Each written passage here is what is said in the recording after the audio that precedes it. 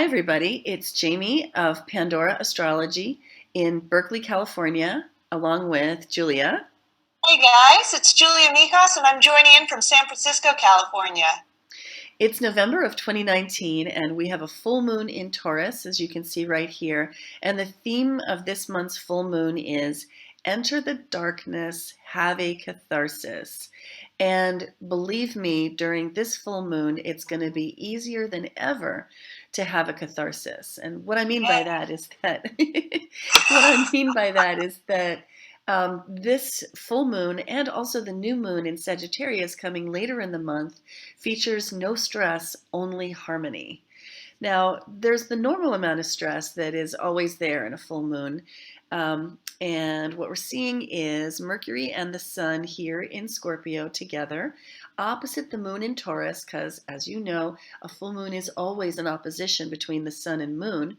The moon is joined by Vesta in Taurus. So there's a bit of stress going on here between these planets, but that's the normal amount of stress. And there's lots of help and support to tap off that stress via trines and sextiles to other planets in the sky. Neptune is trining the Sun and Mercury.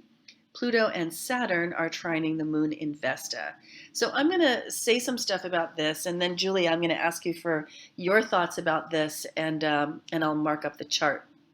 Sounds good. So Mercury and the Sun in Scorpio, and the opposition to the moon. And the thing about this is that archetypally in the Western consciousness, the Western mind, the Sun represents what might be called Apollonian or solar awareness, consciousness. It is the quality of light, right? And the Moon represents darkness, the depths, the unconscious, the subconscious. So every time we have a full moon, we have a sort of a duality, a polarity, a balancing act going on between conscious factors and unconscious factors. This particular month, we have Mercury hanging out with the Sun. And Mercury is all about thought and rationality. And when placed in Scorpio and retrograde as it is this month, and those of you who are watching should definitely check out this month's November video on the Mercury retrograde period in Scorpio to get some strategies about how to handle it. And also you might take a peek at October's Mercury shadow period video that is connected to these themes. So suffice it to say that Mercury in Scorpio has the mind of a detective, wants to dig deep, wants to look beneath the surface, wants to explore deeper, more unconscious factors. Now, as even Freud said, sometimes a cigar is just a cigar. Sometimes a thing doesn't have any deeper meaning and simply has itself. And standing in for that principle, we have the moon in Taurus this month. So here's the moon in Taurus with Vesta, as if to say, sometimes stuff doesn't have really any more meaning than is obvious. And so that moon derives a lot of comfort from keeping things simple, from not overcomplicating things, from avoiding drama. And that creates a counterpoise to Mercury and the Sun's investigations, you might say. Investigations, something that there's a lot of in the news right now. I don't think there's any coincidence there, but I try to stay away from politics because, people tend to disagree a lot on politics in this country, and I don't want to get in the middle of that. But I would say, let's just say that this is a very investigative month we're looking at in November. So that moon in Taurus is with Vesta, and Vesta is about focus. She's the creator of a sacred space, a space with a clear perimeter, which can be sealed and which is capable of being a vessel for powerful energy and attention.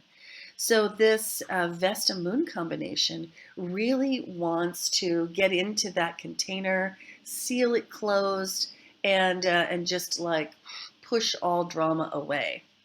It's helped and assisted by Saturn and Pluto. Saturn and Pluto traveling along through Capricorn, bringing in lots of career themes, lots of themes of professionalism and themes of structure. So the moon has plenty of support for that. Meanwhile, the Sun and Mercury in Scorpio have support from Neptune, which brings in the compassion.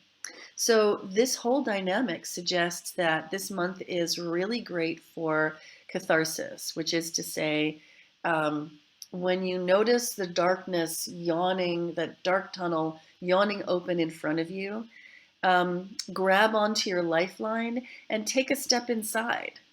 When I say grab onto your lifeline, what I mean is find somebody in your life who can pull you out of the tunnel and then go there. So, that somebody could be like a friend, a partner, a therapist, a counselor, a coach, somebody who can hold space for you while you feel all the stuff that you may have been sitting on. And then a real catharsis is possible, especially perhaps around what I like to call Lesser Epiphany Day, which is when Mercury and the Sun form a perfect conjunction. I believe that's happening on I think it's the 8th of November. I have to research that. Julia, what are your thoughts? I'm going to go on marking the chart up while you tell me your thoughts about this. Yeah, well, I mean, the first thing that comes to mind is support from Saturn and Neptune is awesome because they're so different from one another. Saturn is about the practical and Neptune is more about the ethereal. So it's kind of like you're getting support across the board from different planes, which I really dig a lot. And that moon in Taurus is kind of known as a bestial or animal-like sign. Yeah, that's true. So it's that moon in Taurus, all the animal signs in the zodiac, like Aries, the ram, Taurus, the bull, they tend to represent the more instinctive natures of the zodiac. Speaking of animals, I have my puppy just barking. Puppy Luna. Can we see her for a minute? Oh, yeah, let's do that. Her? Yeah. She's so cute. I love your puppy. There we go. Oh, Luna. She's so cute. The beast-like signs, they tend to be more instinctive by nature, just like a puppy. And versus like the signs which are portrayed by human symbols, which are typically air signs like Gemini or Aquarius. Sure. Libra isn't so much a human, but it's a machine which is made by humans. So they tend to be a bit more civilized and social versus the animal signs, which tend to be more instinctive. Yeah, Virgo is one of the human signs too, and Libra is often depicted as a person holding the scales. So yeah, that's a bit of ancient traditional astrology that I think still really has meaning today. Exactly, yeah. And so when I see that moon in Taurus, especially with Vesta there, I think your instincts are so much more focused this month than necessarily your conscious mind, which is represented by that Mercury opposite Vesta. Yeah. So, Sun and Mercury and both in the sign of Scorpio, they really want you to sort of plumb the depths of a thought or an idea. But, that opposition means that it might be hard to get the mental focus you need this month. So if you can't make up your mind about something, go with your instincts because information may be coming to you much more clearly that way, in a much more focused fashion. Wow, that's such an interesting thought. That reminds me that the people who are most affected by a lunation like this, a moon, would be people who have something in their chart that that is fairly close to the degrees of that lunation. So I've put this note on here that says if you have something in 14 to 24 degrees of a fixed sign in your chart, then you'll tend to feel this lunation. You might find that it really has an effect in your life. Not every lunation really affects everybody. And the fixed signs being Scorpio and Taurus, which are shown right here, but also Leo, shown up here, and Aquarius. So anything in your chart at all. And as far as birthdays go, if your birthday has your sun fall between 14 to 24 degrees of a fixed sign, then you would definitely feel this. And that would mean being born between about the 4th and the 14th of the month as a Leo, Taurus, Scorpio, or Aquarius. So it's a good month for catharsis. There's a lot of help and support for that. Now, support isn't always comfortable because catharsis isn't comfortable. I mean, nobody wants to do it. Even all the Scorpios of the world don't actually love catharsis. They just feel like they have to every once in a while, right? And the Tauruses, yeah, right. And the Tauruses definitely don't like it. And the Leos either, like, oh, look bad, no way. So, but this is a month when you may find that the container is there for it, the lifeline is there for it, and you have to go there. So you might as well go willingly. And get, get ahead of it, get on top of it instead of being dragged there.